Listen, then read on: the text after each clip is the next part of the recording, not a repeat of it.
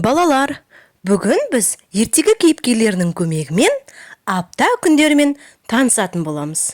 Ал ең соңында сендер бұл қай ертегінің кейіпкерлері екенін табу керексіңдер. Ертеде Ну орманда 7 гном өмір сүріпті. Олардың есімдері аптаның қай күні туылса, сол күнімен аталынған екен. Ендеше келіңдер балалар, олардың аттарын бірге атайық. Мен айтамын, ал сендер қайталаңдар. Дүйсенбі, сейсенбі, сәрсенбі, бейсенбі, жұма,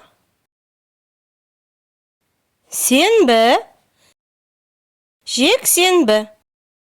Ал енді айтыңдаршы, бұл қай ертегінің кейіпкерлері?